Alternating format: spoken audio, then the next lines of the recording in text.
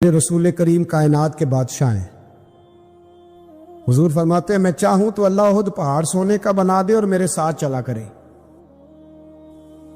رب کریم جیسا میں چاہوں ویسا اللہ میرے لیے آسانی فرمائے، اتنا اللہ محبوب رکھتا ہے۔ لیکن حضور نے اللہ کی بارگاہ میں دعا کی تھی، یا اللہ ضرورت کے مطابق روزی دینا، اے اللہ میرے اہل بیت کو ایک وقت روٹی دینا، ایک وقت کا فاقہ دینا۔ یہ دعا مانگی تھی، مانگے ہاں آج ہم بھی اپنی اولاد کے لیے یہ دعا، یہ بھی سنت ہے، اس کو بھی ادا کرو۔ اللہ بقدر ضرورت روزی، بقدر ضرورت۔ اور ایک تو وقت ہے نا آ نہیں رہا، کروڑوں مال آیا اور میرے رسول کریم نے دنیا کی دولت کو گھر میں داخل ہے، حضور نے داخل ہے۔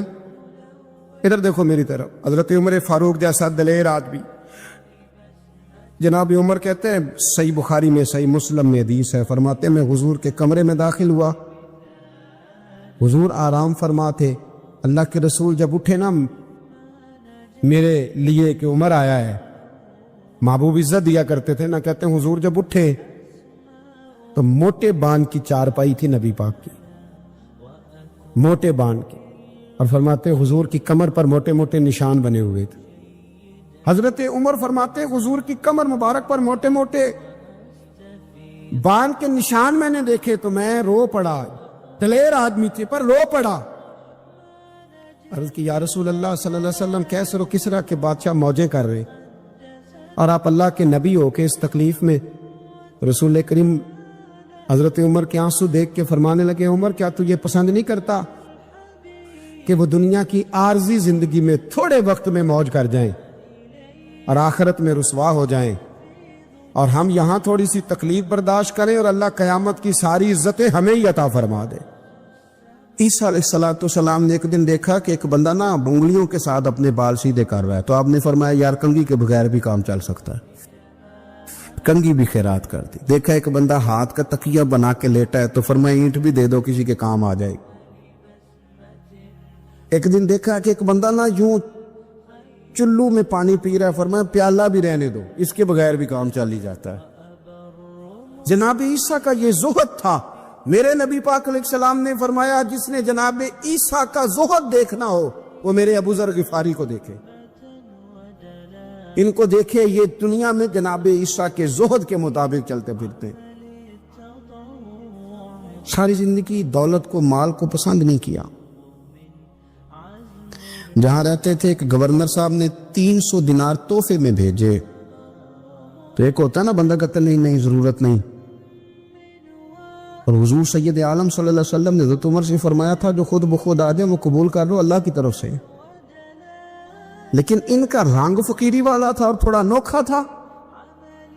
300 دینار آئے تو فرمانے لگے اسے جا کے کہو تمہیں کوئی اور بندہ نہیں ملا دھوکہ دینے کے لیے، میرے گھر ہی مال بھیج دیا ہے۔ فرمانے لگے میرے پاس گدھا ہے سواری کرنے کے لیے، میرے پاس بکریاں ہیں دودھ پینے کے لیے، میرے پاس ایک چادر اضافی ہے سامان میں سے، میں تو ڈرتا ہوں کہ رب کہیں اس چادر کے بارے میں سوال نہ پوچھ لے، اور تم ہو کہ میرے پاس یہ لے کے آئے ہو۔ حضرت عثمان غنی کے پاس جا کے کہا کرتے کتنا لوگوں کے پاس پیسہ آ گیا ہے، ہر بندے کے گھر میں مال ہے، یہ کیا ہو رہا ہے، لوگوں سے کہیں خرچ کرے غریبوں پہ۔ عثمان غنی فرمانے لگے تمہیں تو خوش ہونا چاہیے کہ میرے دور میں لوگ خوشحال ہو گئے۔ آپ فرمانے لگے نہیں، وہ والا رنگ زیادہ بہتر ہے جو مدینے والے نے اختیار فرمایا، کیونکہ کچا رنگ للاری والا چڑھدا تے لیندا رہندا عشق تیرے دا رنگ محمد، جدوں چڑھ جائے پھر نہیں لیندا۔ آپ کی طبیعت کے اندر دولت سے بیزاری۔ حضرت ابو درداء، حضرت ابو موسیٰ اشعری، حضرت ابو ہریرہ رضی اللہ تعالی عنہ، یہ سمجھ لیں ان کے کلاس فیلو تھے، ان کے ساتھ پڑھا تھا انہوں نے۔ حضرت ابو ذر غفاری ان پر بھی جلال کرتے۔ آپ یقین کریں کہ طبیعت نا ایسے کیف میں آ گئی ان کو پڑھ کے، ان کو پڑھا جب کچھ دنوں سے تو کچھ انوکھا، یہ انوکھی وجہ ہے، سارے زمانے سے نرالے ہیں، یہ بندے کون سی بستی کے یار اب رہنے والے، یہ کس طرح کے لوگ ہیں، کیا سوچ ہے۔ حضرت ابو درداء رضی اللہ تعالیٰ عنہ کے گھر کے قریب سے گزرے تو حضرت ابو درداء مکان بنا رہے تھے، کیا جملہ کہا، تڑپ گئی روح. فرمانے لگے ابو درداء تجھ سے مجھے یہ امید نہیں تھی یار. فرمایا کیا ہوا؟ فرمانے لگے اب تیرا مکان بنانے کے لیے بھی اللہ کے بندوں کی پشتوں پر اینٹیں رکھی جائیں گی. تیرا مکان بنانے کے لیے رب کے بندوں کی پشتوں پر اینٹیں تیرے لیے. حضرت ابو درداء نے گردن جھکا لی. فرمایا یار جہاں تو ہے نا تو بالکل ہی ٹھیک کہتا ہے. کیوں؟ میرے نبی پاک صلی اللہ علیہ وسلم نے فرمایا اس زمین کے اوپر اور آسمان کے نیچے ابو ذر غفاری سے سچا بندہ کوئی نہیں, ان سے زیادہ سچا کوئی نہیں. فرمایا تو ٹھیک کہتا ہے یار, صحیح کہتا. حضرت ابو موسیٰ اشعری رضی اللہ تعالیٰ عنہ کو گورنر بنا دیا گیا عراق کا.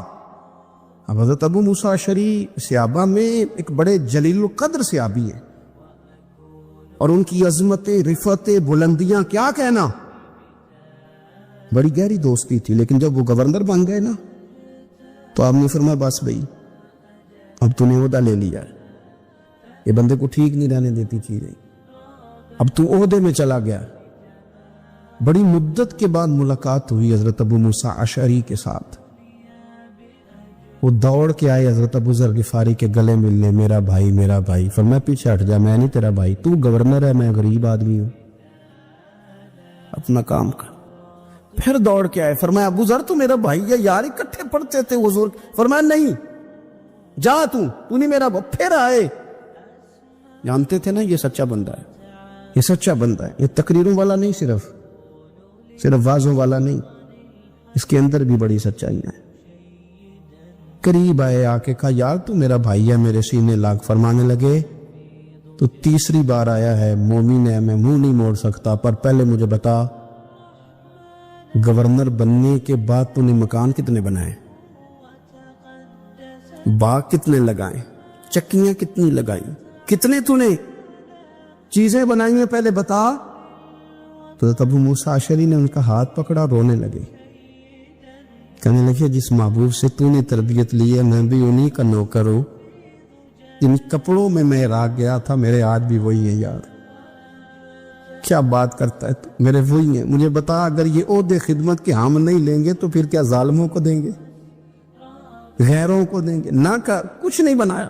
حضرت سیدنا ابو موسیٰ اشعری رضی اللہ تعالیٰ عنہ روئے, اور جب کہا نا کوئی شے نہیں میرے پاس, تو فرمایا اچھا چل آ جا, پھر سینے لگ جا, تو واقعی میرا بھائی ہے. پھر حضرت ابو ذر غفاری نے محبت فرمائی. وہ درویشی, وہ فقیری, وہ سادگی, وہ نورانیت, وہ دل کے ساتھ اندر. ہمارے تو بہت سارے لوگ ہیں جو کہتے ہو کہاں لے جانا ہے مال, کیا ضرورت ہے مال کی, ہر وقت مال کی مخالفت کرتے, لیکن دل ان کا کہتا ہے کہ آئے صحیح, کسی طریقے سے پہنچے صحیح. حضور نے فرمایا بعض لوگوں کی زبانیں شہد سے زیادہ میٹھی, دل بھیڑیے سے زیادہ خطرناک. اوپر سے کہہ کچھ رہے ہیں, اندر حالات کچھ اور ہیں. لیکن حضرت ابو ذر غفاری رضی اللہ تعالیٰ عنہ دوری دولت سے, آپ فرماتے کیوں ہیں لوگوں کے پاس مال, کس لیے اتنا مال جمع کیا ہے, کیا ساری غریبی ختم ہو گئی ہے, غربت مٹ گئی ہے ساری, کیوں لوگ مال بناتے ہیں؟ ایک اور آپ کی کلاس فیلو تھے جو بصرے کے گورنر بنے, عبداللہ بن عامر رضی اللہ تعالیٰ. ایک صاحب سے ملاقات ہوئی, جناب نافع تائی ان کا نام تھا. تو ابو ذر غفاری سے وہ بڑے شوق سے ملنے آئے, حضور کے صحابی سمجھ کر کے. فرمایا کہاں کے رہنے والے ہو؟ کہا میں تو بصرے کا رہنے والا ہوں. فرمایا وہاں میرے ایک کلاس فیلو ہیں عبداللہ بن عامر. کہا وہ تو آج کل گورنر ہیں. فرمایا میرا ایک پیغام دے دو گے اس کو جا کے؟ کہا حضور دے دوں گا. فرمایا اس سے جا کے کہنا تو گورنر بن کے بھی زندہ ہی ہے, اور میں پانی کا پیالہ پیتا ہوں, کھجور کھاتا ہوں, اور رب کی عبادت کرتا ہوں, میں بھی تو زندہ ہی ہوں نا, تو بھی زندہ ہی ہے, اس سے آگے کچھ نہیں ہے. اور میں کھجور کھاتا ہوں, پانی کا پیالہ پیتا ہوں, میں بھی تو زندہ ہوں نا. اللہ اکبر. نافع تائی کہتے اس پیغام کی سمجھ نہیں آئی, لیکن میں لے کے گیا. عبداللہ بن عامر سے میری ملاقات ہوئی تو میں نے کہا جی ایک پیغام دینا ہے, تو انہوں نے کچھ توجہ نہیں کی. جب میں نے بتایا نا کہ حضرت ابو ذر غفاری کا پیغام ہے تو ان دونوں آنکھیں کھول دی، کہنے لگے جلدی بتاؤ انہوں نے کیا کہا ہے۔ فقر اور درویشی کے رستے پہ چلنے والوں کے امام سیدنا ابو ذر غفاری نے کیا کہا ہے؟ تو کہتے ہیں مجھے پاس بٹھا لیا، شفقت فرمائی، کہنے لگے اب بتاؤ انہوں نے کیا کہا ہے؟ تو عرض کرنے لگے انہوں نے کہا ہے کہ تو گورنر ہے، تو بھی زندہ ہے، اور میں کھجور کھاتا ہوں، پانی پیتا ہوں، رب کو یاد کرتا ہوں، میں بھی تو زندہ ہی ہوں نا۔ کہنے لگے ایک دفعہ پھر کہا انہوں نے کہا تھا کہ میں کھجور کھاتا ہوں، پانی پیتا ہوں، عبادت کرتا ہوں، میں بھی تو زندہ۔ کہا ایک دفعہ پھر کہتے ہیں تیسری دفعہ کہا تو وہ اتنا روئے کہ انہوں نے چادر میں منہ چھپا لیا۔ کہنے لگے یار وہ ٹھیک ہی کہتا ہے، صحیح کہتا ہے، اتنا مال، اتنے عہدے، اتنی چیزیں، اتنا کچھ جمع کر کے رکھا ہے، ان کا حساب دینا، ان چیزوں کی اللہ کے حضور کیا عذر پیش کریں گے، کس طرح رب کی بارگاہ میں بتائیں گے کیا وجہ تھی، کن چکروں میں ہم نے زندگی گزارتی۔ سیدنا ابو ذر غفاری رضی اللہ تعالیٰ عنہ نے اپنی حیات مبارکہ ساری کی ساری فرماتے تھے کہ ہم نہیں عمل کریں گے تو کون کرے گا، وہ خاص سادگی، وہ خاص۔ اور پتہ میرے نبی پاک نے کیا فرمایا؟ فرمایا مجھے میرے رب نے حکم دیا ہے کہ میں 4 لوگوں سے پیار کروں۔ اللہ اکبر، کاش کبھی آپ اس حدیث کے جملوں کو سمجھیں۔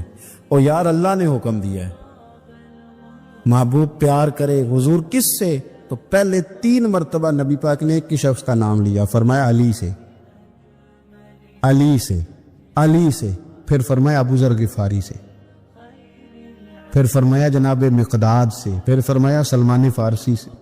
رب نے مجھے کہا ان سے پیار کرو، حضرت ابو ذر غفاری تبوک کے موقع پر نا اونٹ پہ بیٹھے تھے، پیچھے رہ گئے، اونٹ پر بیٹھے تھے تو پیچھے رہ گئے، اونٹ سست تھا، تھک گیا، چل نہیں رہا تھا۔ حضرت ابو ذر غفاری رضی اللہ تعالیٰ عنہ پہلے تو اسے لے گئے یہ گاؤں میں کہ اونٹ بیمار ہو گیا، اس کا علاج کرایا، لیکن جب وہ ٹھیک نہ ہو سکا نا تو اونٹ وہیں چھوڑ دیا۔ حضور صلی اللہ علیہ وسلم کے پیچھے ضرور پہنچنا ہے میدان تبوک میں، تو جو سامان تھا وہ سارا پشت پہ رکھا اور اکیلے ہی چل دیے، تنے تنہا اور پیدل۔ سامنے سے گرد اڑتی ہوئی نظر آئی تو لوگوں نے کہا حضور پتہ نہیں کون آیا ہے۔ فرمایا تمہیں نہیں پتا، مجھے تو پتہ ہے نا، ابو ذر غفاری آیا ہے، ابو ذر غفاری آئے۔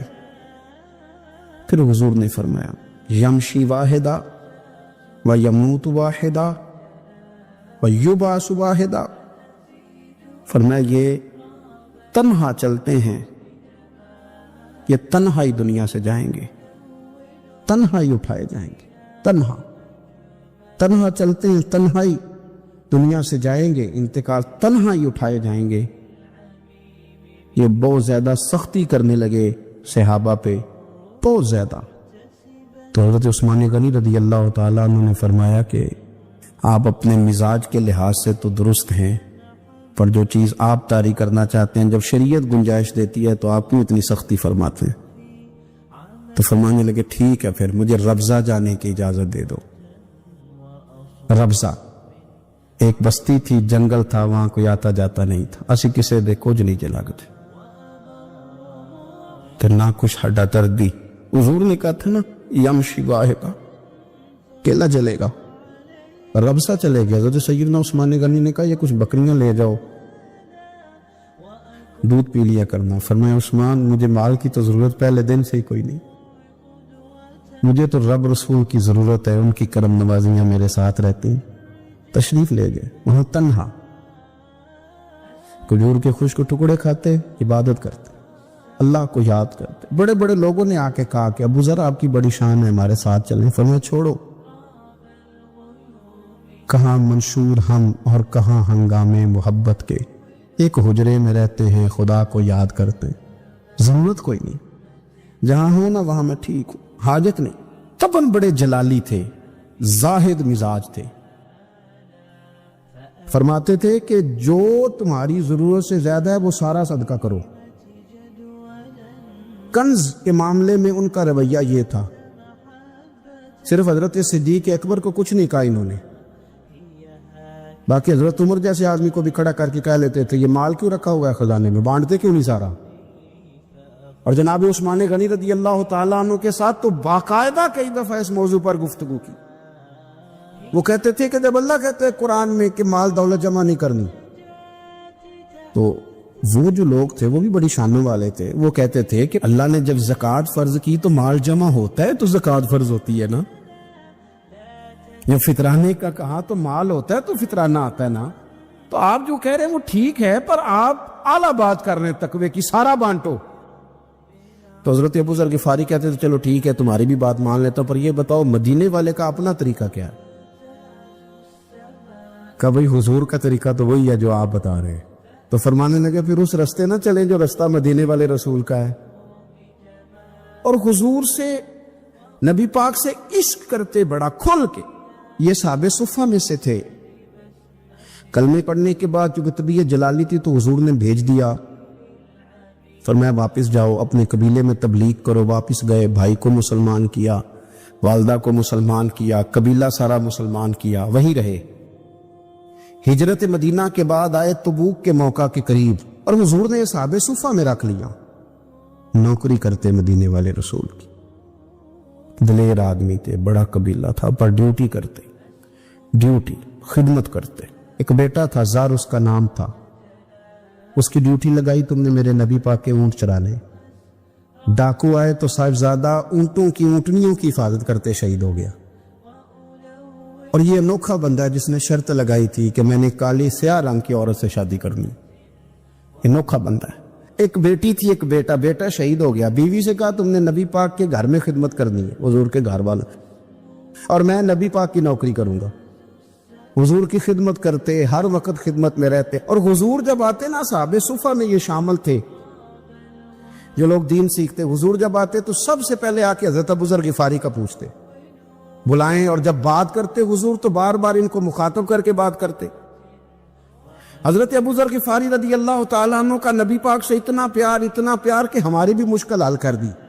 ابو داؤد شریف میں موجود ہے. ایک دن کہنے لگے یا رسول اللہ صلی اللہ علیہ وسلم، اگر کوئی بندہ کسی سے پیار بڑا ہی کرے پر اس جیسے عمل نہ کر سکے، کوشش کرے کرنا. لوگ ہمیں کہتے ہیں نا جی پیار بڑا، عمل بھی تو کرو نا، بھی کرنا چاہیے، پر انسان ہے نا، غلطی بھی تو ہو ہی جاتی ہے. اب ہم عمل نہیں کر سکتے تو تم ہمیں پیار بھی نہیں کرنے دو گے؟ مہربانی کرو، پیار تو کرنے دو نا. حضرت ابو ذر غفاری نے کہا، ابو داؤد شریف میں موجود ہے، یا رسول اللہ صلی اللہ تعالی علیہ وآلہ وسلم، حضور پیار بڑا کرے پر ان جیسے عمل نہ کرے تو حکم کیا ہے؟ تو حضور نے فرمایا پیار سچا کرے، اللہ قیامت کے دن جس سے محبت کرے گا نا اس کے ساتھ ہی دونوں کو اکٹھا فرما دے گا. تو حضرت ابو ذر نے فوراً کہا حضور پھر مجھے آپ سے بھی بڑا پیار ہے، رب سے بھی بڑا پیار ہے. فرمایا فکر نہ کرنا، جنت میں اکٹھے ہی جائیں گے. اتنی محبت رسول پاک کی ذات کے ساتھ. حضور کی نوکری کرنے، ایک دن خدمت کرتے کرتے سو گئے. حضور مسجد میں آئے پتہ کرنے کہ ابو ذر آرام کر رہا ہے. یہ بھی مزہ ہوتا ہے، خیال رکھنا اپنے درویشوں کا، کیا کھایا کیا پیا، کہاں سوئے. حضور رات کو آئے، یہ سوئے ہوئے. فرماتے حضور نے میرا انگوٹھا ہلایا، میں اٹھ کے بیٹھ گیا، حضور بھی میرے پاس بیٹھ گئے. اور میں ابو ذر بڑا پیار کرتے ہو، سنیں آپ کو پتہ ہی ہے. کہ یار تو بڑی نوکری کرتا ہے، ایک دن وہ بھی آئے گا جس دن تجھے میری مسجد اور میرے شہر سے جانا پڑے گا، پھر کیا کرو گے؟ تو اس کی حضور کسی کی طاقت ہے مجھے آپ کے شہر سے نکالے؟ میں تلوار نکال لوں گا. نبی پاک نے فرمایا تلوار نہ نکالنا، جہاں تمہیں بھیجا جائے چپ کر کے چلے جانا. حضور کب تک؟ فرمایا جب تک اللہ تیری اور میری ملاقات نہیں کرا دیتا. یعنی وصال تک. یہ واحد شخص ہے کہ حضور کے وصال ظاہری کا وقت آ گیا تو فرمایا کوئی میرے ابو ذر کو بلاؤ. جب یہ آئے تو حضور لیٹے ہوئے تھے، یہ جھکے نبی پاک کی طرف، حضور میں حاضر ہو تو حضور نے پکڑ کے سینے کے ساتھ لگا لی. سخت ہو جاتے ہیں دل جب آپ مشینوں کی زندگی میں زندہ رہتے. دل نرم کیسے ہوتے ہیں؟ میرے نبی پاک نے فرمایا یتیم کے سر پہ ہاتھ پھیر، رب تیرا دل نرم کرے گا. اگر زنگ لگ جائے دل کو تو اللہ کا ذکر کر، قرآن پاک کی تلاوت کر، اللہ تیرے دل کو نرم کر دے گا۔ اور پھر فرمایا کہ اگر دل سخت ہو جائے تو موت کو یاد کر، تیرا دل نرم ہو جائے گا۔ اچھوں کی صحبت اختیار کریں تو دل نرم ہو جاتا ہے۔ قبروں کی زیارت کریں، جائیں کبھی اپنے شہر کے قبرستان میں، غور کریں کہ وہ چودھری صاحب لیٹے ہیں، یہ علامہ صاحب لیٹے ہیں، وہ فلاں بہت بڑے افسر لیٹے ہیں، وہ دیکھو وہ میرا عزیز لیٹا ہے۔ وہ ہارون رشید نے کہا حضرت داؤد تائی سے نصیحت کر دیں، تو فرمانے لگے باپ کدھر ہے تیرا؟ کہا حضور قبرستان میں، اماں قبرستان میں، دادا نانا بڑے بھائی سب قبرستان۔ فرمایا میں کیا نصیحت کروں؟ او پہیاں دس دیاں نی قبران جنہ تے پھول پے، تو ادھروں کوئی بھی نہیں آمدہ، تے ادھروں لکھاں گئے، تے سہ جوڑ سنگت دے ڈٹھے، سہ جوڑ 100 سال کی دوستیاں، سہ سال سنگت دے ڈٹھے، او تکو آخر وتھاں پہیاں، اور جنہ بعد جیسی پال نہیں سنجین دے، ایک پال نہیں سنجین دے، پھر وہ شکلہ میں یاد نہ رہی ہیں، سہ جوڑ۔ کہا یہ کوئی کم ہے دل کو نرم کرنے کے لیے تیرے پاس موت کا تذکرہ قبروں کی ضیاء کو تھوڑی ہے؟ یہ چیزیں دل نرم کرتی ہیں، یاد نرم کرتی ہیں چیزیں دل۔ سختی طبیعتوں کی، مزاجوں کی سختی، دوسروں کے بارے میں ڈاٹے جذبات، ہمارے رویے ڈاٹے، ہماری طبیعتیں سخت۔ حضرت عبداللہ ابن مسعود رضی اللہ تعالیٰ عنہ نے ایک شخص کو جنازے کے موقع پہ ہنستا ہوا دیکھ لیا، فرمایا آج کے بعد تیرے ساتھ کلام نہیں کروں گا۔ جس کا جنازہ دیکھ کے بھی دل نرم نہیں ہوا اور قبرستان دیکھ کے بھی دل نرم نہیں ہوا، وہ تو سخت دل بندہ، سخت دل بندے سے دوستی کبھی نہیں رکھوں گا۔ میں تو درد دل والوں سے پیار کروں گا، تیرے ساتھ میں کلام نہیں کرتا۔ تو کس طرح کا شخص ہے بھائی جسے یہاں آ کے بھی ہنسی آ رہی ہے، مذاق سوچ رہا؟ تو دل کی نرمی، میرے نبی پاک صلی اللہ علیہ وسلم نے نا دل پر، ہم نے نا کپڑوں پر بڑی محنت کی، ہم نے چہروں پر بڑی محنت کی، ہم نے اپنے ظاہر کو سنوارنے پر بڑی، ہم نے اپنے بڑے بڑے لفظ یاد کیے، بڑی کہانیاں یاد کی، پر دل کے لیے محنت، اس پر محنت ہی نہیں کی۔ اعلیٰ حضرت فاضل بریلوی کتنے بڑے عالم ہیں، 1000 کتاب کے مصنف، اور ان کے فتاوی موجود ہیں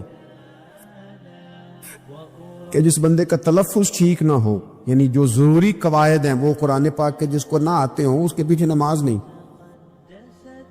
جو ہا اور ہا میں فرق نہیں کر سکتا، حمزہ اور عین میں فرق نہیں کر سکتا، وہ الفاظ کا معنی بگاڑ دے گا۔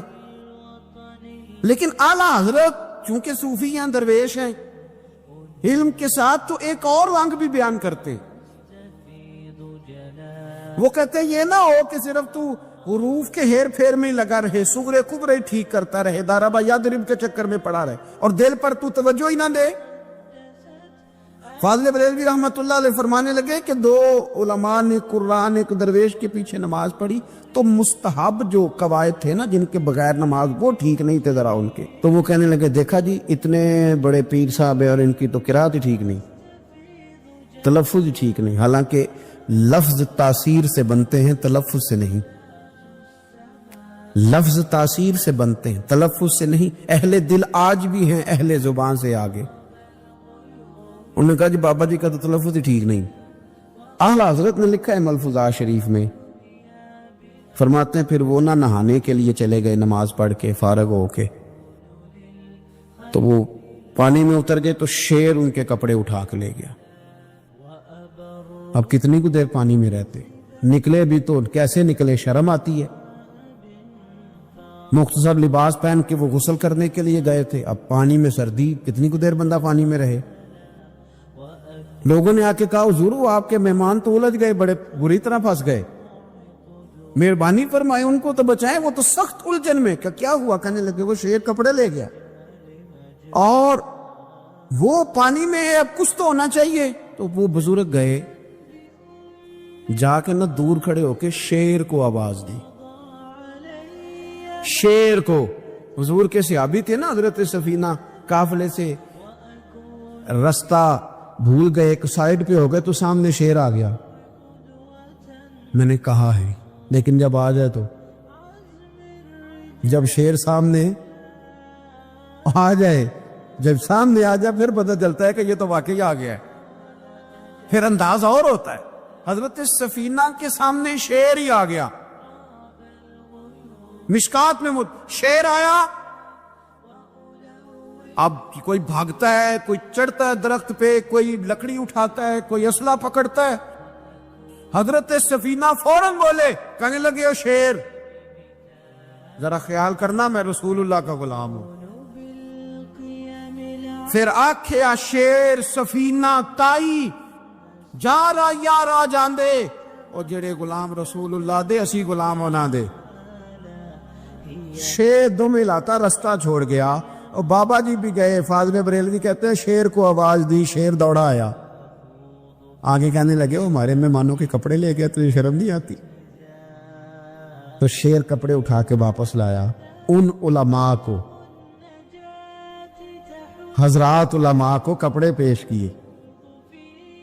جب ان کو پیش کیے تو پیش کرتے ہی وہ بزرگ پھر فرمانے لگے، کہنے لگے مولانا تم نے لفظ سیدھے کیے ہیں، میں نے دل سیدھا کیا ہوا ہے. تم نے محنت کر کے نہ لفظ ٹھیک کیے ہیں لیکن میں نے دل ٹھیک کیا ہے. دل پاک ہوئے تے پاک ہی ملتا ہے، تے بنا پاکوں پاک نہیں ملتا. سارے جسم دے توون نالوں ایک ٹکڑا تول ہے دل دا. حضرت سلطان باؤ رحمت اللہ علیہ فرمانے لگے دل کالے نالوں منہ کالا چنگا. دل کالے نالوں منہ کالا چنگا، جے کوئی رمز پچھانے.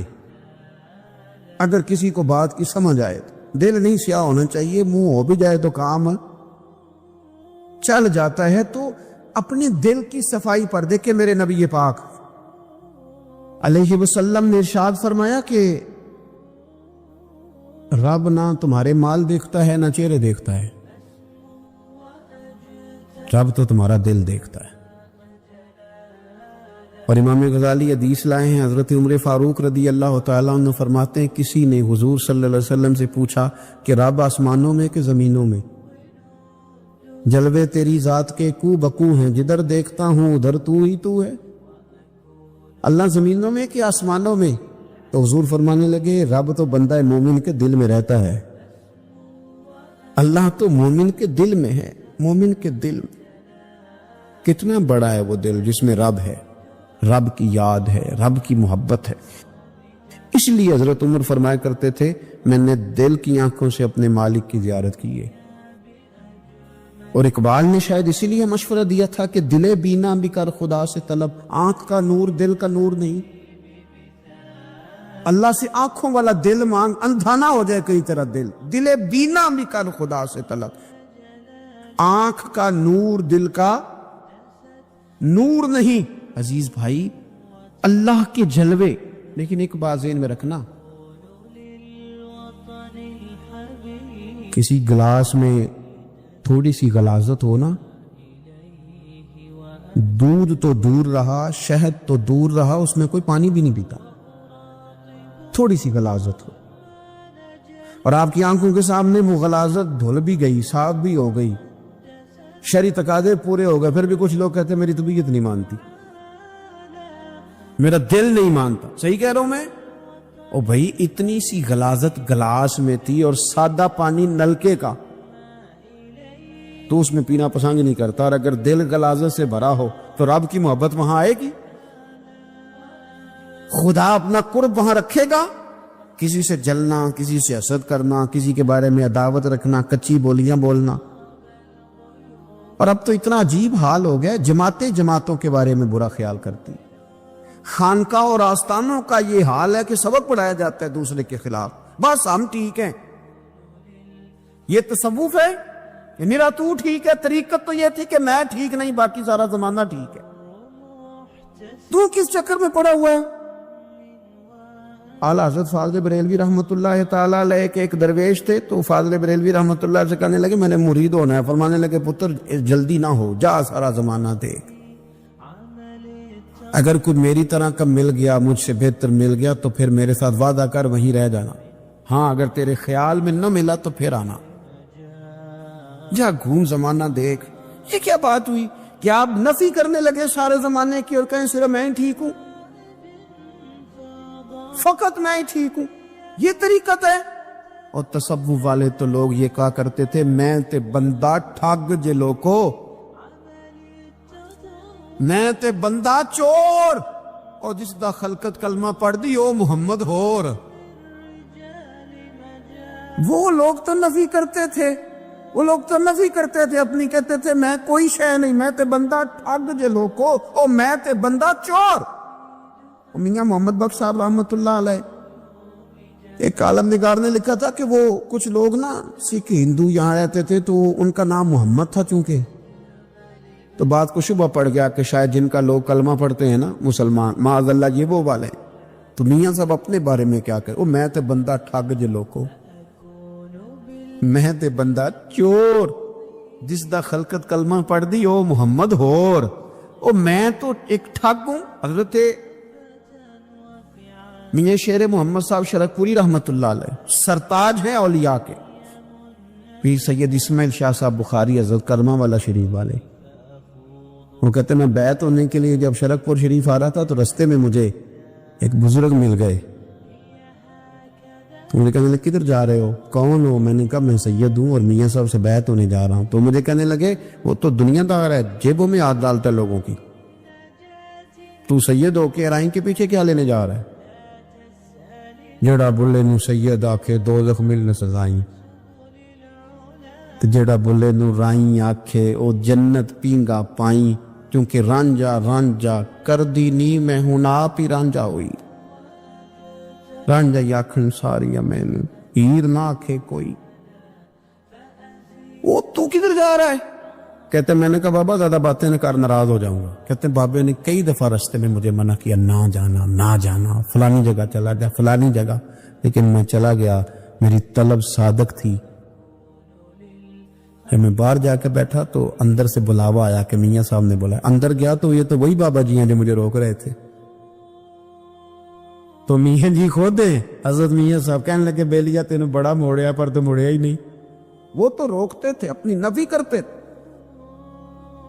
دل صاف دوسرے کے بارے میں، نظریہ صاف، کسی کے بارے میں خیر کا جملہ، کسی کی وکالت کرنا، کسی کا عیب چھپانا، کسی کے بارے میں اچھے لفظ بولنا، یہ مومن کی شان ہے.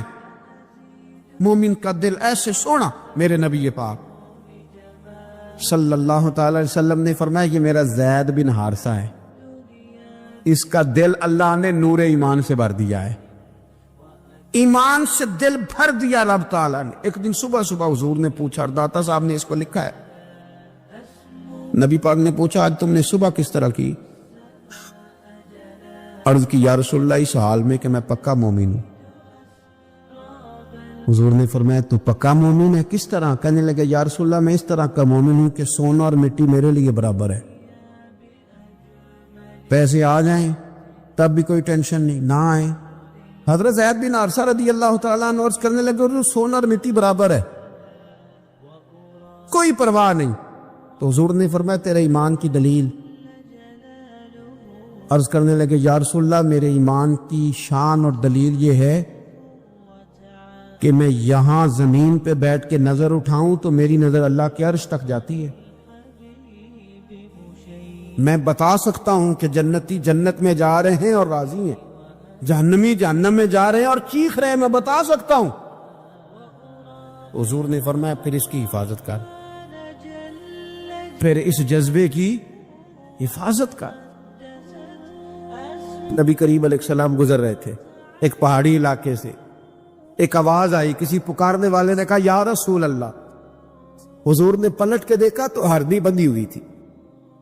نبی پاک علیہ السلام گئے اس کے پاس. ایک روایت ہے کہ شیابی نے اس کو باندھا تھا، ایک روایت ہے کہ یہودی نے باندھا. حضور گئے، آ کے کہا کیا بات ہے؟ تو عرض کرنے لگے یا رسول اللہ یہ بندہ مجھے قیدی بنا کے لایا اور آپ میرے تھنوں کو دیکھے دودھ سے بھر گئے، بچے میرے تڑپ رہے، اگر تھوڑی دیر کے لیے یہ مجھے چھوڑ دے تو میں وعدہ کرتی ہوں دودھ پلا کے فوراً واپس آ جاؤں. نبی پاک صلی اللہ علیہ وسلم نے یہودی سے کہا چھوڑ دو، اس نے کہا اگر نہ آئی تو؟ نبی پاک نے فرمایا یہ سچے سے وعدہ کر رہی ہے تو سچا کر کے دکھائے۔ حضور کے زمانے کے جانور یہ سچا وعدہ کر کے دکھائے۔ نبی پاک صلی اللہ علیہ وسلم نے اسے چھوڑ دیا تو جانور کو جب آپ بندھے ہوئے کو چھوڑتے ہیں تو بڑی تیز دوڑتا ہے، اتنی تیز دوڑی کہ جنگلوں کے اندر اور پہاڑوں میں گم ہو گئی، نظر ہی نہیں آ رہی کدھر گئی۔ جب وہ گم ہو گئی تو وہ یہودی کہنے لگا وہ تو غائب ہو گئی، اس طرح گئی ہے کہ لگتا ہی نہیں تھا پلٹ کے آئے گی۔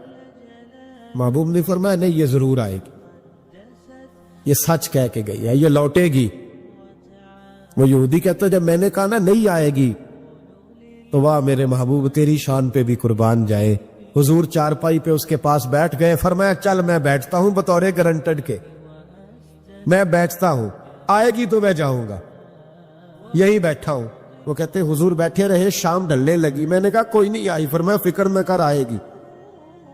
کہتے تھوڑی ہی دیر گزری تو وہ لہراتی ہوئی آئی، وہ دوڑتی ہوئی آئی، پہلے آ کے اس نے حضور کے قدم چومے، سجدہ کیا، اور پھر وہ شکریہ ادا کر کے واپس گئی، جہاں رسی بندھی ہوئی تھی اس کے پاس جا کے بیٹھ گئی، کہنے لگی مجھے باندھ لو۔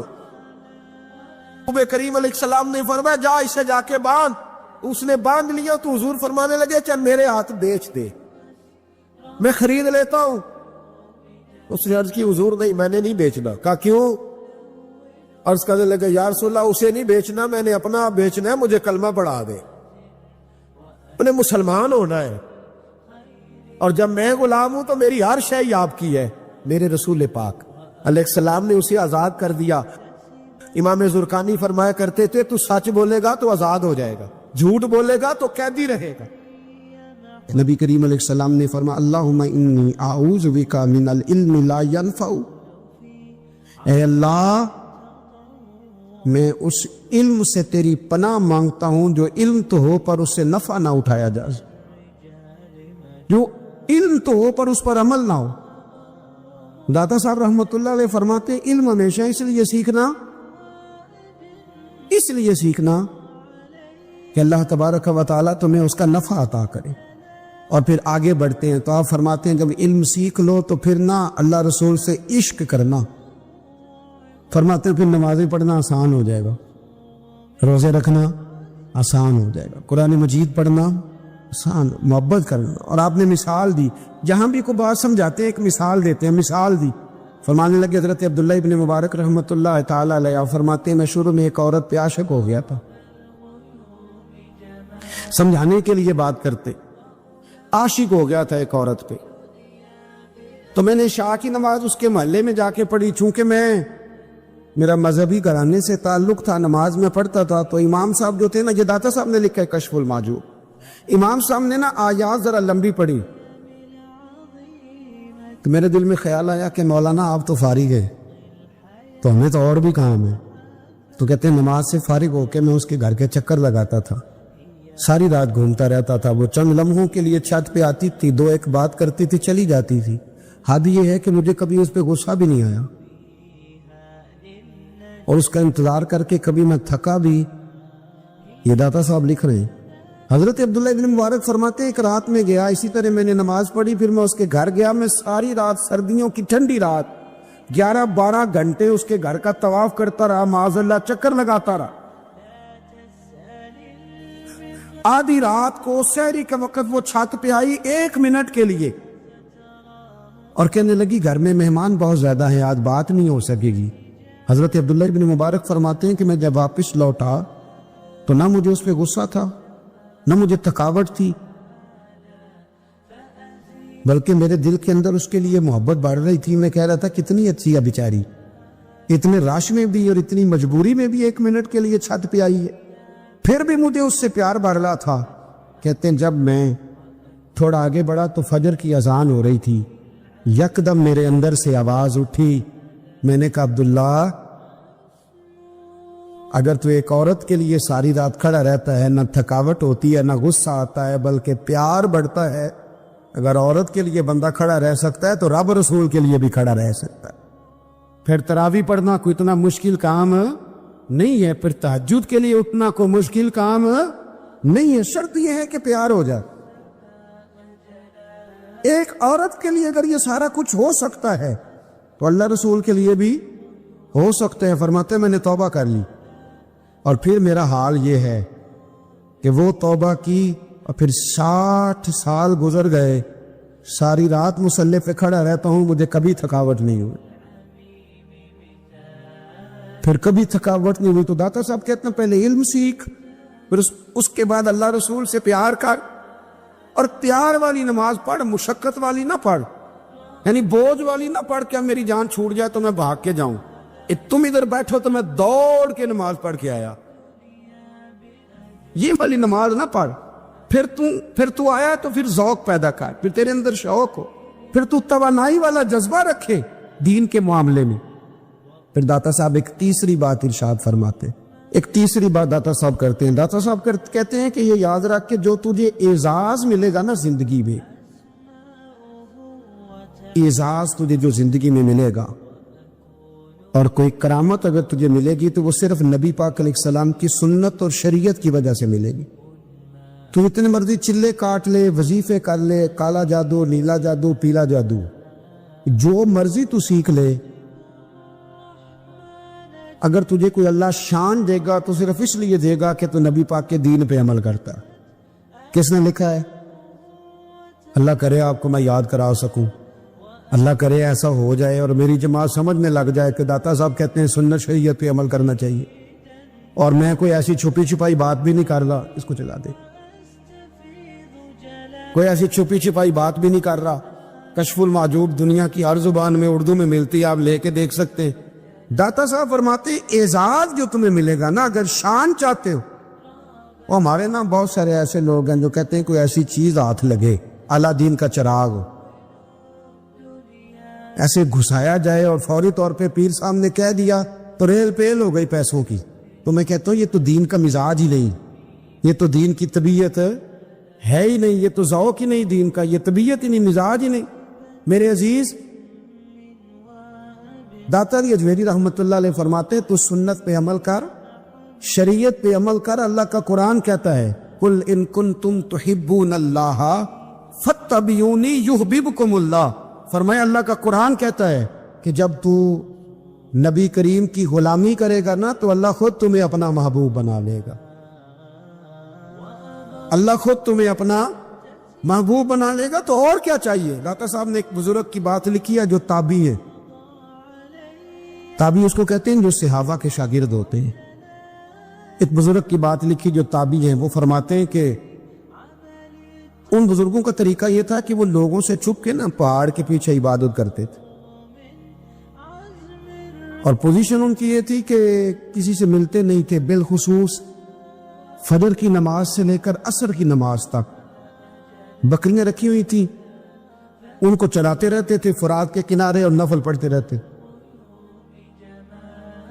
اس وقت کو ملنے بھی نہیں آتا تھا۔ ایک شخص بڑی دور سے ان کی شہرت سن کے آیا، میں نے تو ملنا ہے۔ لوگوں نے کہا وہ اس وقت نہیں ملتے، ناراض ہوتے۔ اس نے کہا اللہ کا بندہ ہے نا، ناراض ہو بھی جائے گا تو لمبا ناراض رہے گا نہیں، اللہ والے جلدی راضی ہو جاتے۔ پہنچ گئے۔ اب وہ بابا جی نماز پڑھ رہے تھے تو کہتے میں نے عجیب منظر دیکھا کہ بابا جی فرات کے کنارے نماز پڑھ رہے ہیں اور ایک بھیڑیا ان کی بکریوں کی حفاظت کر رہا ہے۔ کہتے میں حیران رہ گیا کہ بھیڑیا تو بکریاں کھایا کرتا ہے اور یہاں چرا رہا ہے۔ کہتے میں جب گیا تو بابا جی نوافل میں مشغول تھے، مجھے دیکھ کے کہنے لگے اس وقت کیوں آئے؟ میں نے کہا حضور اگر آئے گیا ہوں تو پھر مہربانی کرے قبول فرما لیں۔ میں بیٹھ گیا تو میں نے کہا حضور یہ بھیڑیا بکریاں چرا رہا ہے، بھیڑیا اور بکریے کی صلح کب سے ہو گئی؟ تو فرماتے ہیں لمبی تقریر نہیں، ہلکا سا جملہ۔ فرمانے لگے جب سے بکریوں کے مالک نے رب سے صلح کر لی ہے نا، تب سے بھیڑیوں نے بھی بکریوں سے صلح کر لی ہے۔ بکریوں کے مالک نے رب سے صلح کر لی، گناہ چھوڑ دیے، اس کی فرما برداری میں آ، اب پھر اسے بکریاں چلانے کی ضرورت نہیں رہی۔ بکریاں نہ اب بھیڑیا چراتا ہے۔ کہتے ہیں میرے اوپر کپ کپی طاری ہو گئی بزرگوں کی بات سن کے، اور مجھے پیاس لگی اور خواہش آئی کہ پتہ نہیں اب بابا جی کچھ کھلائیں پلائیں گے بھی کہ نہیں، بابا جی کچھ کھلائیں گے بھی کہ نہیں۔ کہتے میرے دل میں خیال تھا تو بزرگوں نے نا ایک لکڑی کا پیالہ ان کے پاس وہ غار میں بیٹھے تھے تو ایک چھوٹا سا پتھر تھا، اس کی ڈھلان بنی ہوئی. بابا جی نے اس کے نیچے لکڑی کا پیالہ رکھا، وہ رکھا ہی تھا تو وہ دودھ سے بھر گیا. کہتے انہوں نے مجھے دیا تو ٹھنڈا اور میٹھا دودھ، میری طبیعت خوش ہو گئی. بابا جی نے دوبارہ وہی پیالہ اسی جگہ رکھا تو شہد سے بھر گیا. 1000 سال پہلے داتا صاحب لکھ رہے ہیں، کہتے مجھے دیا. میں نے فوراً کہا، میں نے کہا حضور یہ دودھ تو گائیں بھینس دیتی ہے، پہاڑوں سے تو نہیں نکلا کرتا، اور شہد تو شہد کی مکھیاں دیتی ہیں، پتھروں سے تو نہیں نکلتا، یہ آپ کہاں سے نکال رہے ہیں؟ تو کہتے ہیں وہ قرآن مجید پڑھنے لگے. وَإِذْ مُوسَىٰ لِقَوْمِهِ، جب موسیٰ کی قوم نے ان سے پانی مانگا، فرمانے لگے موسیٰ کی نافرمان قوم پانی مانگے، حضرت موسیٰ پتھر پہ ڈنڈا مارے تو اللہ وہاں سے 12 چشمے جاری کر دے. جو رب حضرت موسیٰ کی نافرمان قوم کے لیے پتھر اور پہاڑوں سے چشمے نکال دیتا ہے نا، وہ محمد عربی کے غلاموں کے لیے پتھر اور پہاڑوں سے دودھ اور شہد بھی نکال دیا کرتا ہے. وہ بزرگ کہنے لگے بس بات یہ ہے کہ آج بھی ہو اگر ابراہیم کا ایمان پیدا تو آگ کر سکتی ہے انداز کلیستہ پیدا. کہنے لگا حضور پھر میرے لیے بھی دعا کریں. آپ فرمانے لگے پھر دعا. وہ دعا نہ کرا تو مدینے والے کی غلامی شروع کر، تو نبی کریم کی غلامی شروع کر، تو رسول پاک کی غلامی شروع کر. ایک بات علم، پھر فرمایا اللہ رسول سے محبت، پھر فرمایا حضور کی غلامی. اس سے سارے مکاشفات کھلیں گے، اس سے سارے مشاہدات کھلیں گے، اسی سے کرامتیں ملیں گی، اسی سے مقبولیت ہوگی، اسی سے اللہ نبی کی بارگاہ میں درجہ ملے گا. پھر داتا صاحب آگے بڑھتے فرماتے ہیں فقر بھوکے رہنے کا نام نہیں. پورا باب بند ہے داتا صاحب نے. فرماتے ہیں فقیری بھوکے رہنے اور کیا بات ہے. کئی دفعہ میں نے کشف المعجوب پڑھی، کئی دفعہ پڑھی، اللہ جانتا ہے، لیکن جب پڑھتے ہیں نا کوئی نہ کوئی نئی بات ہی ملتی. رات پڑھی تو ایک نئی بات سامنے آئی. داتا صاحب نے نا حضرت ابوبکر صدیق کا ایک قول لکھا ہے. حضرت ابوبکر صدیق اللہ کی بارگاہ میں دعا کرتے، کہتے یا اللہ مجھے پیسے زیادہ دے. اللہ اکبر، انداز لے کے داتا صاحب نے لکھا یا اللہ مجھے پیسے، اللہ مجھے مال زیادہ دے پر مالک مجھے مال کی محبت نہ دینا. جیب دعا ہے بھئی یہ بھی، اللہ پیسے دے پر پیسوں کی محبت. اب داتا صاحب نے لکھا ہے ناراض ہونا ہوا تو داتا صاحب سے ہونا. داتا صاحب کہتے ہیں میں نے ایسے امیر دیکھے ہیں جن کے پاس دولت تو ہے پر انہیں دولت سے پیار نہیں. میں نے ایسے غریب دیکھے ہیں جن کے پاس پیسے تھوڑے ہیں پر پیسوں سے عشق کرتے. یہ داتا صاحب نے لکھا ہے. ناراض ہونا تو ان سے ہونا. میں نے ایسے امیر دیکھے ہیں دولت ہے پر دولت سے پیار اگر اللہ نے دی ہے تو انہیں بانٹنا بھی آتا ہے، انہیں سخاوت کرنا بھی آتا ہے، کھلانا بھی آتا ہے. لیکن کچھ ایسے غریب دیکھے ہیں پیسے تھوڑے ہیں اور اللہ جانتا ہے عشق بڑا ہے دولت سے، وہ جیب سے باہر نکالنے کو تیار ہے. یہ داتا صاحب نے لکھا ہے. فرماتے فقر اس کا نام نہیں کہ تیرے پر پیسے نہیں، دولت نہیں، بلکہ فقیری تو اس بات کا نام ہے کہ تجھے دولت سے پیار نہیں، تجھے دولت سے محبت، اس کا نام فقر ہے. تو میرے بھائی ہم لوگوں نے اپنے بزرگوں کو چھوٹے دائرے میں بند کر دیا. یہ ان کا دائرہ نہیں تھا. چلیں جی آگے بڑھتے. 5ویں بات داتا گانی بخش علی اجمیری. 5ویں بات داتا صاحب فرماتے ہیں کہ اپنی زندگی میں نا فقیر درویش کسی دنیا دار کے سامنے ہاتھ نہیں پھیلاتا، اپنی سفید پوشی بچا کے رکھتا ہے، وہ ہاتھ نہیں پھیلاتا. میں نے آپ کو بڑی دفعہ وہ بات سنائی اور مجھے اس جملے سے عشق ہے. خواجہ قطب الدین بختیار کاکی کہتے ہیں میں ایک دن پھٹے کپڑے پہن کے اپنے مرشد حضرت خواجہ معین الدین اجمیری کے پاس گیا تھا تو خواجہ صاحب فرمانے لگے قطب الدین یہ کیا لباس پہنا ہوا ہے، یہ کیا؟ میں نے کہا حضور کیا ہوا؟ فرمانے لگے قطب الدین یاد رکھ فقیری اس طرح کی کرنا کہ بادشاہی معلوم ہو. وہ یہ نہ سمجھے کہ بابے کو تو جوڑے کی ضرورت ہے اسے کپڑے نہ لے کے دے دوں. اس طرح کی فقیری کرنا کہ فقیری بادشاہی معلوم. یہ کیا بات ہوئی کہ رنگ روپ اس طرح کا اختیار کرنا کہ ترس آئے کہ چلو حضرت صاحب کو بندہ 500 دے ہی جائے مہربانی کر. یہ کوئی رویہ نہیں ہے دین کا. داتا گنج بخش علی جویری فرماتے ہیں اپنی ذات پر کبھی سوال کا دروازہ نہ کھولو. آپ فرماتے ہیں میرے مریدوں سے پوچھ لو میں نے دینے کا مزاج بنایا ہے, لینے کا مزاج نہیں بنایا. فرماتے تھے اپنی ذات پر سوال کا دروازہ. کچھ لوگوں کی مجبوری ہوتی ہے قرض پکڑنا, قرض اٹھانا سنت ہے, ضرورت پڑ جائے تو قرض لینے میں منع. کچھ کی مجبوری ہے, کچھ کو شوق ہے. وہ اصل پیسے جو ہوتے ہیں وہ انہوں نے کونے میں رکھے ہوتے ہیں, اس سے 5,000 لے کے خرچ کر لیا, پھر دوسرے سے 5 لے کے اس کو دے دیا. ہمارے رشتے ہیں ضرورت کے, لالچ کے. جب تک لالچ پورا ہوتا ہے رشتہ ہوتا ہے. حالانکہ رشتے ضرورت کے نہیں ہونے چاہیے, رشتے عقیدت کے ہونے چاہیے, رشتے محبت کے ہونے چاہیے. اور روحانی زندگی میں اگر کوئی رشتہ لالچ کا ہو تو وہ تو 2 قدم نہیں چلتا, ٹوٹ جاتا ہے. عقیدت اور محبت اور احترام کا جو رشتہ ہوتا ہے وہ مضبوط ہوتا ہے, وہ ہمیشہ چلتا ہے, اس کے اندر پختگی ہوتی ہے. وفا اس رشتے کے اندر آتی ہے جس رشتے کے اندر کوئی لالچ ہے.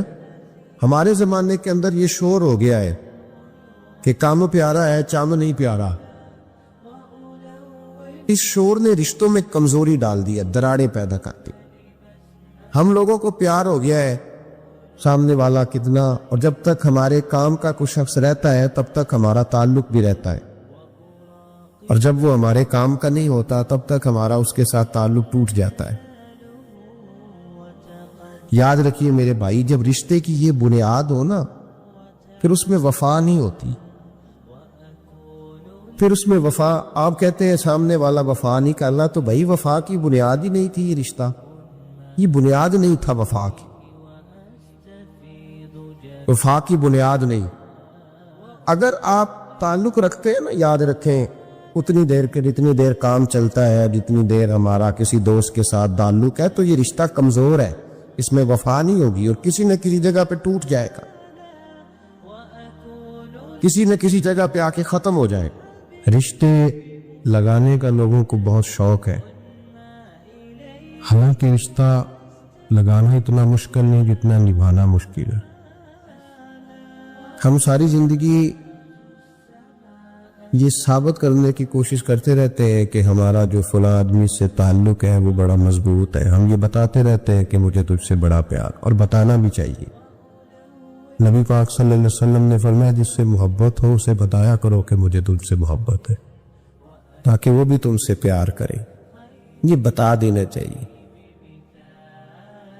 لیکن بتانے کا حکم ہے, ساری زندگی ثابت کرنے کا حکم نہیں. ہم ساری زندگی یہ ثابت کرتے رہتے ہیں کہ میں بڑا فرمانبردار ہوں آپ کا, میں بڑا تابعدار ہوں, میں آپ سے بڑی محبت کرتا ہوں. یہ ثابت کرتے رہتے ہیں. رشتے نبھانے سے بات بنتی ہے, ثابت کرنے سے بات نہیں بنتی. ایک تعلق کا پودا آپ نے لگایا زمین میں, چھوٹا سا پودا, اس کے سامنے کھڑے ہو کے آپ سارا دن کہتے رہے کہ او پودے مجھے تجھ سے بڑی محبت ہے, میں تجھے بڑا چاہتا ہوں, میرا تیرے ساتھ بڑا رشتہ ہے, میرا تیرے ساتھ بڑا تعلق ہے. سارا دن پودے کو یہی کہتے رہے. اور چھوٹے سے پودے, مجھے تجھ سے بڑا پیار ہے, میں رات بھی تجھے خواب میں دیکھ رہا تھا, کل بھی مجھے تو یاد آ رہا تھا, پرسوں بھی مجھے تو یاد آ رہا تھا. تو اس سے وہ پودا پروان نہیں چڑھے گا. پروان چڑھانے کے لیے اسے پانی دینا ضروری ہے. پروان چڑھانے کے لیے اسے جڑی بوٹی سے بچانا ضروری ہے. اسے پروان چڑھانے کے لیے اس پودے کو دھوپ اور چھاؤں مناسب فراہم کرنا ضروری ہے. سارا دن ثابت کرنے سے پودا پروان نہیں چڑھے گا. میرے بھائی رشتے بتانا چاہیے, ضروری ہے. نبی پاک صلی اللہ علیہ وسلم نے حکم دیا. ہم سارا دن ثابت کرتے رہتے ہیں, لیکن رشتے پروان چڑھانے کے لیے جس پانی کی ضرورت ہوتی ہے, جس دھوپ چھاؤں کی ضرورت ہوتی ہے, رشتوں کے بیچ جو جڑی بوٹی آ رہی ہوتی ہے اسے کاٹنے کی جو ضرورت ہوتی ہے, وہ کام ہم کرتے نہیں. ثابت کرنے سے رشتے مضبوط نہیں ہوتے. چاہے روزانہ آپ ملاقات کر کے ثابت کریں کہ مجھے پیار بہت زیادہ ہے, رشتے عمل کرنے سے مضبوط ہوتے ہیں. نبی پاک سید عالم صلی اللہ تعالی علیہ وسلم نے رشتوں کی مضبوطی کا حکم دیا ہے۔ عرض کی یا رسول اللہ صلی اللہ علیہ وسلم، صحابی نے پوچھا حضور مجھے سب سے زیادہ کس صدقے کا ثواب ملے گا؟ ترغیب و ترہیب میں حدیث موجود ہے، حضور کس صدقے کا ثواب سب سے زیادہ ہے؟ تو اللہ کے رسول نے فرمایا تیرا رشتہ دار ہو، تجھ سے ناراض ہو اور ضرورت مند ہو، تجھ سے ناراض ہو ضرورت مند ہو تیرا اپنا، اس کو تو اگر صدقہ دے گا تو اللہ تجھے سب سے زیادہ اجر عطا فرمائے گا۔ اللہ تبارک و تعالیٰ نے قرآن مجید میں سیاپا کی دو قسمیں بیان کی اور فرمایا دونوں کے ساتھ میرا وعدہ ہے کہ میں دونوں کے ساتھ اچھا سلوک کروں گا۔ یہ سارے ستارے ہیں پر کس میں دو ہیں؟ کس میں دو؟ قبل الفتح اور بعد الفتح۔ تو ایک قسم وہ ہے جو فتح مکہ سے پہلے کلمہ پڑھ کے مسلمان ہوئی، ان لوگوں کی درجہ اللہ کی بارگاہ میں زیادہ ہے۔ جو فتح مکہ کے بعد مسلمان ہوئے اگرچہ وعدہ ان کے ساتھ بھی رب کریم کا ہے، سارے ستارے ہیں، سارے عظمت والے، لیکن چونکہ فتح کے بعد آئے تو ان کا وہ والا درجہ، ان کا درجہ زیادہ ہے جنہوں نے اسلام کی غربتوں سے پیار کیا، جنہوں نے بھوک سے پیار کیا، جنہوں نے بدر کی تنہائیوں سے پیار کیا، جنہوں نے احد کے پتھروں سے پیار کیا، ان کا درجہ شریعت میں زیادہ ہے۔ صوفیاء یہ کہتے ہیں کہ اولاد کے ساتھ بھی اس تمنا کا رشتہ نہ رکھو کہ وہ میری وفادار ہوگی اور میری وہ کل کو خدمت کرے، کمیٹی نہ ڈالو کہ یہ بچے ہیں تو بڑے ہوں گے تو میں آرام سے بیٹھوں گا تو میری پینشن لگ جائے گی، یہ روٹی کما کے لائیں گے، یہ تو کمیٹی ہے، اولاد تو نہ ہوئی، کمیٹی نہ ڈال، چھوڑو اس چکر کو۔ اولاد فرما بردار اگر ہوگی تو اپنے فائدے کے لیے، ہم نے اس سے یہ لالچ بھی، حضرت عبداللہ بن مبارک رحمت اللہ تعالی علیہ فرماتے ہیں لالچ کے رشتے ہیں دنیا کے، لالچ کے۔ آپ کے انتقال کا وقت آیا تو اماں بڑا رو رہی تھی، عبداللہ بن مبارک رحمت اللہ علیہ اپنی اماں سے کہنے لگے اماں تو کیوں روتی ہے، تیرے تو اور بھی بیٹے ہیں، تو کو میرے بعد لوارث تو نہیں ہو جائے گی، آخری وقت ہے مزہ کا لو، اماں تو کیوں روتی ہے، اور بھی بیٹے ہیں؟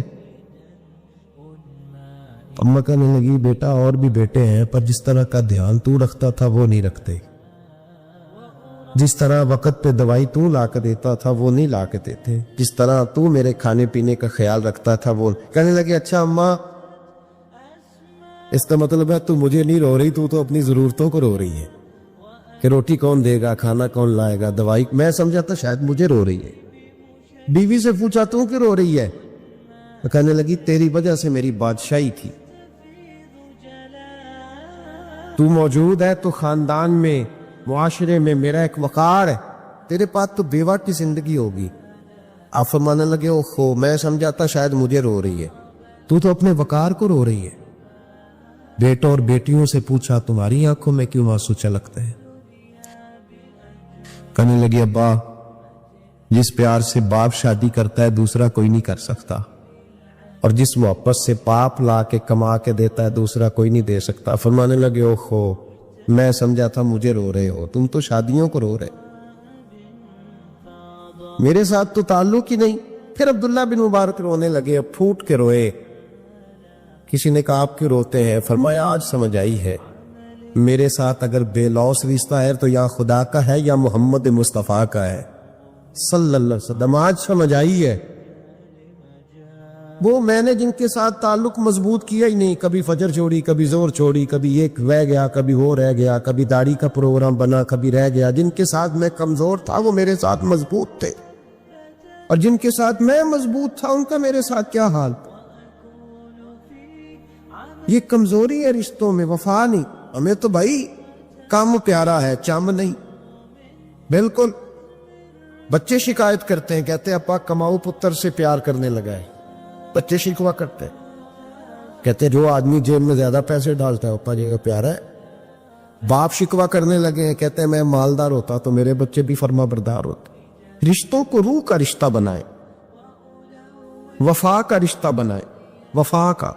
کتے کا ذکر قرآن پاک میں آیا ہے، اس لیے آیا ہے کہ اس نے اللہ کے ولیوں سے وفا کی تھی، اس لیے آیا ہے کہ اس نے اللہ کے ولیوں کے ساتھ وفاداری کی، وفاداری کی۔ تو اللہ نے اس کا ذکر ہے۔ قرآن ایک بادشاہ تھا، بادشاہ جو ہوتے تھے ان کے اپنے اپنے مزاج ہوتے تھے. اس بادشاہ نے 4 5 6 کتے رکھے ہوئے تھے, اور کتے بڑے بڑے کتے تھے, اور بڑے وہ خون خار کتے تھے, چیر پھاڑ کھا جاتے تھے, شیر جتنے ان کے قد تھے. بادشاہ تھوڑا سا کسی آدمی سے ناراض ہوتا نا, تو ایک بہت بڑے پنجرے کے اندر ایک بہت بڑا سلاخوں کا گھر اس نے بنایا ہوا تھا, اس میں کتے ہوتے تھے, اور کتے کو جب باندھ کے رکھا جاتا ہے تو زیادہ زہریلا ہو جاتا ہے, وہ زیادہ اس کے اندر کرواہٹ آتی ہے, زیادہ کاٹتا ہے. اس نے قید کیے ہوئے تھے, کتے تو بڑے زہریلے تھے. جس آدمی سے بادشاہ تھوڑا سا ناراض ہوتا نا,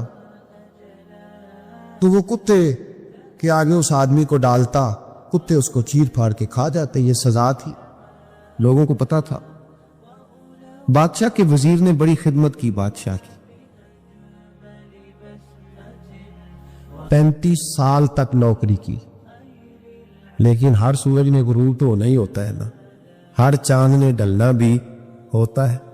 اب بوڑھا ہونے لگا, وہ جو مضبوط حافظہ تھا وہ کمزور ہونے لگا, ہلکی ہلکی غلطی. بادشاہ مزاج کا بادشاہ تھا, پر نہیں سمجھ میں آیا. تو میں نے کہا کہ لوگ کہتے ہیں ہمیں کام پیارا ہے, چم نہیں. تو رشتہ وفا کا تھا ہی نہیں. وزیر سمجھنے لگا کہ اب نہ میں بھی غلطیاں کرنے لگا ہوں, تو ایسا نہ ہو کسی دن میں بھی ان کتوں کا شکار ہو جاؤں. اس نے بادشاہ سے کہا کہ بادشاہ, مجھے آہستہ آہستہ معذرت کرنے لگا, قدم ہٹانے لگا کہ مجھے چھٹی دے دی جائے, اب میں بوڑھا ہو گیا ہوں. لیکن اس نے کہا نہیں نہیں, جب تک میری طبیعت نہیں مانتی تم نہیں جا سکتے. مطلق العنان لوگ تھے. وزیر خاموش ہو گیا, پریشان رہنے لگا. غلطی ہو گئی ہے تو پھینک دے گا. ایک تجویز اس کے ذہن میں آئی. وہ جو پنجرے, کتوں کے پنجرے پر محافظ بیٹھا تھا نا, جو ان کو کھانا ڈالتا تھا, روٹی ڈالتا تھا, گوشت دیتا تھا, اس کو ایک دن کہنے لگا یار تیری ڈیوٹی ہے سارا دن کتوں کو کھانا دینے کی, گوشت دینے کی, تو 2 4 دن ڈیوٹی مجھے نہیں دیتا, تو لے لے, میں تو پہلے پریشان ہوں, سارا دن ان کی دیکھ بھال کرتا ہوں. اس نے کچھ تھوڑا سا گوشت لیا, پنجرے کے باہر کھڑے ہو کے کتوں کو ڈالا. اگلے دن تھوڑی روٹیاں لے آیا, کتوں کو ڈالی. 2 4 دن, ہفتہ, مہینہ, سال بھر, اتنا اس کو موقع ملا وہ دن بھر خدمت کرتا. بس وقت ایک دن آ گیا, بادشاہ کو کوئی بات اچھی نہ لگی. اس نے کہا اس بڈھے کو اٹھاؤ اور ڈالو کتوں کے پنجرے میں. ساری زندگی یہاں رہا, اسے ابھی تک نہیں پتا چلا میرے مزاج کا. اٹھا کے پنجرے میں ڈالا نا, تو بجائے اس کے کہ کتے اسے کاٹ کھاتے, وہ اس کے پیر چومنے لگے. وہ پیر چومنے لگے, ہاتھ چومنے لگے, چاٹنے لگے. تو بادشاہ سامنے کھڑا تھا نظارہ دیکھنے کو کہ چیر پھاڑ کرتے تو خوش ہوا کرتا تھا. خونخوار درندے جیسی اس کی طبیعت ہو گئی.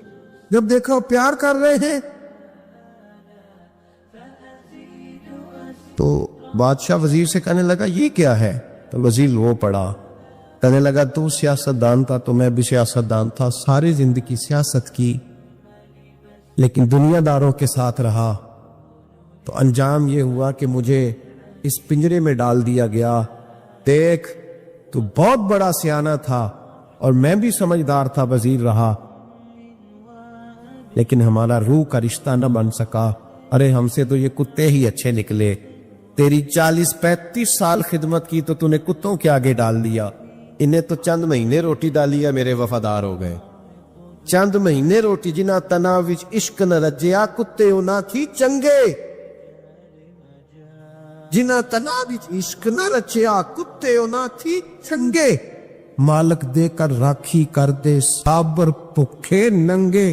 اور بابا بلے شاہ صاحب فرماتے ہیں تو راتی جاگے تو شیخ صدا میں, راتی جاگ دے کتے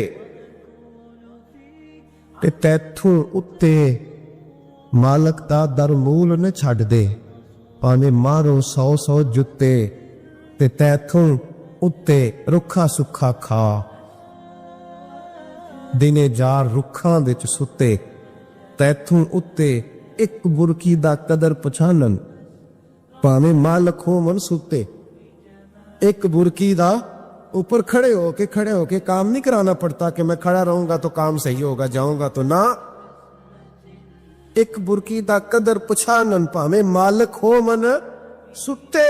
پھر اپنے آپ کو مخاطب کیا، کہنے لگے اٹھ بلیا، چل یار منا لے نہیں تے بازی لے گئے نہیں کتے.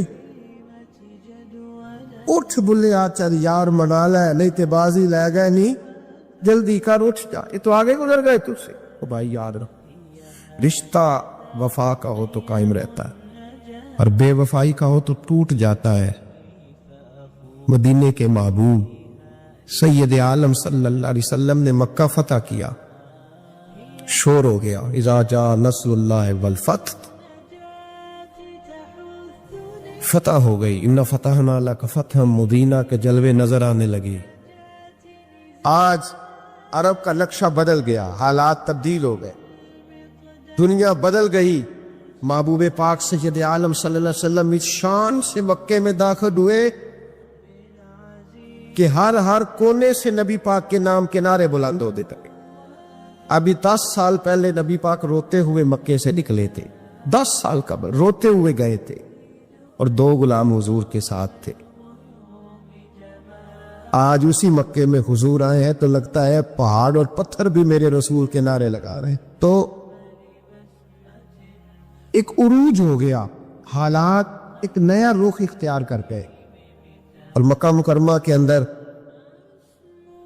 اللہ تبارک اب تو احاطہ بڑا ہو گیا ہے، مطاف بہت بڑا ہو گیا ہے، حرم شریف کی مسجد کو وسعت دے دی گئی ہے، لاکھوں لوگ آ سکتے. اس وقت جب 10,000 لوگ آئے نا تو سیرت نگار کہتے ہیں یوں لگا جیسے درختوں پہ بھی لوگ چڑھے ہوئے، پہاڑوں پہ بھی لوگ، اتنا مجمع تھا. کہاں 2-3 لوگ اور کہاں ہزاروں کا اجتماع. میرے نبی پاک صلی اللہ علیہ وسلم نے طواف کیا اونٹنی پہ بیٹھ کے کعبے کا. پھر میرے محبوب تشریف لائے اور حضور نے خانہ کعبہ کا دروازہ کھولا. پھر میرے نبی پاک نے بت توڑے. پھر میرے محبوب نے خانہ کعبہ کے دروازے میں کھڑے ہو کے خطبہ ارشاد فرمایا. پھر میرے رسول پاک صلی اللہ علیہ وسلم کے جلوے زمانے نے دیکھے. ان سارے حالات میں دنیا نے ایک وفا کا عجیب منظر دیکھا کہ اس موسم بہار میں نہ تو آواز حضرت ابو بکر کے نام کی بلند ہوئی، نہ عمر فاروق اور نہ مولا علی کے نام کی بلند ہوئی. اس مجمع عام میں محبوب پاک کی آواز گونجی تو رب کریم کے حبیب نے فرمایا اینا بلال، میرا بلال کہاں ہے؟ میرا بلال کہاں؟ اس کو بلاؤ نا، کدھر ہے بلال؟ عجیب رنگ وفا دیکھا نا لوگوں نے، یہ وفا. فرمایا بلال کدھر ہے؟ حضرت بلال ہاتھ باندھے سب سے پیچھے، وہ شہرت سے بچنے والا پیچھے پیچھے رہتا ہے. جی چاہتا ہے ساری غزلیں اس ظالم کے نام کروں. پیچھے تھے حضرت بلال رضی اللہ تعالیٰ عنہ، دوڑے حضور میں حاضر ہوں. فرمایا ادھر آ یار، کعبے کی چھت پہ تو چڑھ ذرا، آزار تو سنا.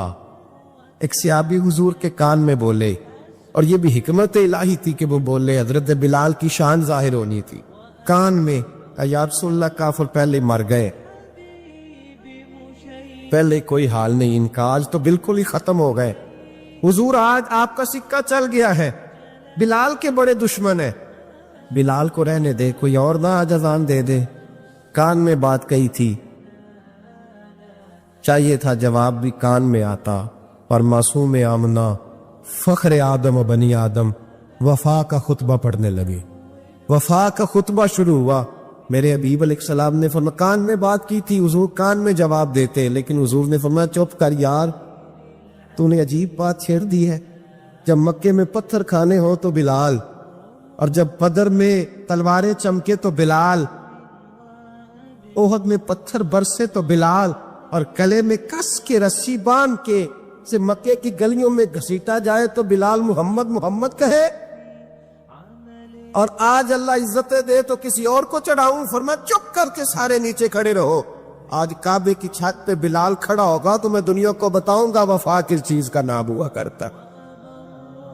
بلال ہی چڑھے گا کعبے کی چھت پہ. کس نے ذروں کو اٹھایا اور صحرا کر دیا، یہ کس نے قطروں کو ملایا اور دریا کر دیا، اور کس کی حکمت نے یتیموں کو کیا در یتیم.